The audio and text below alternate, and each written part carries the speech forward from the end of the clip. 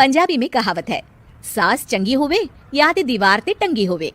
संगीता की शादी भी एक ऐसे ही घर में होती है जहां उसकी सास दीवार पर टंगी होती है। ससुर और पति शादी के पहले दिन उसे सास के फोटो के सामने ले जाते हैं, जहां ससुर जी कहते हैं, बेटा बेटा संगीता, ये तुम्हारी सास थी, बहुत नेक और भली, लेकिन थोड़ी गुस्सैल थी। गुस्सा आने पर सब तहस नहस कर देती थी, पर अब ये इस दुनिया में नहीं है। हाँ संगीता, माँ होती तो तुम इनकी कोई बात टाल नहीं सकती थी, वरना तो माँ घर में भूचाल ले आती। संगीता मन में खुश होती है कि अच्छा है कि ऐसी औरत अब इस घर में नहीं है, लेकिन दिखावे के लिए वो जैसे ही सास की फोटो के सामने हाथ जोड़कर खड़ी होती है, ये क्या, सास उसे देखकर मुस्कुराने लगी। संगीता आंखों को मलकर एक बार फिर से देखती है, लेकिन फिर सास के चेहरे का भाव, भंगिमा यानी एक्सप्रेशन बिल्कुल बदले होते हैं। वो अपने पति और ससुर को कहती है, माँ की तस्वीर तो स्माइल कर रही है। ना ना बेटी, ये कैसे संभव है? जरूर तुम्हें कोई गलती हुई होगी, ऐसा कैसे हो सकता है? लगता है तुम शादी की सारी फॉर्मेलिटी करते करते थक गई हो, तुम्हें आराम की जरूरत है संगीता। खैर, सारे संगीता की बात को इग्नोर कर कमरे में चले जाते हैं। वैसे सास की फोटो पर एक्सप्रेशन एक के बाद एक बदलते ही रहते हैं।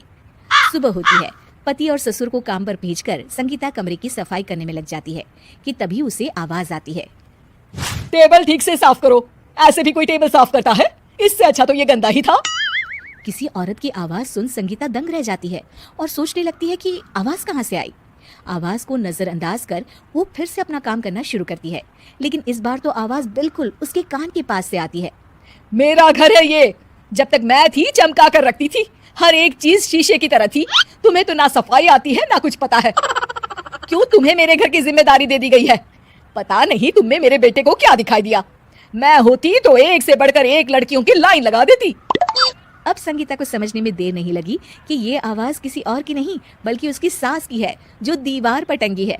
वो उसके पास जाती है और कहती है, नमस्ते सासू माँ, मुझे तो कल ही लग रहा था कि दीवार में कुछ काला है। वो दीवार नहीं, दाल होती है पगली। सही पकड़े हैं सासू माँ। तो क्या हो गया आपको जो आप यहाँ भी चैन से नहीं बैठी हैं? सुना मैंने आपका व्यवहार काफी गुस्से वाला था। चुप रह तू, ज्यादा बकर बकर ना कर। घर का काम करना तो आता नहीं, आई है मुझसे बहस करने। हाँ देखिए सासू माँ, मैं आपसे साफ साफ कह देती हूँ, मुझसे पंगा लेने की कोशिश मत करिएगा। तभी पीछे से संगीता का पति आता है। अरे संगीता, किससे बात कर रही हो? कौन है वहाँ? संगीता की सास की फोटो फिर से पहले जैसी हो जाती है। आपकी माँ से कह रही थी कि मुझे काम करना आता। अरे संगीता, माना सास के ताने हर बहू को अच्छे लगते हैं, लेकिन यहाँ तो माँ है ही नहीं, तुम तो फोटो से ही। तुम भी लाजवाब हो संगीता। किसी को विश्वास नहीं होता कि संगीता अपनी मरी हुई सास की फोटो से बात करती है। वहीं आए दिन संगीता की सास संगीता को किसी न किसी बात पर आते जाते ताने देती। संगीता को भी अब सास के तानों और उनसे बात करने की आदत हो गई। वो कभी खानदान की कहानी तो कभी तीज त्योहार कैसे मनाए या किसी व्यंजन की रेसिपी सास से ही पूछती। सारा दिन घर में अकेली संगीता की सास अब उसके लिए तानों के साथ पक्की साथी की तरह भी रहने लगी थी, जो किसी और को नहीं बल्कि संगीता को ही सुनाई देती।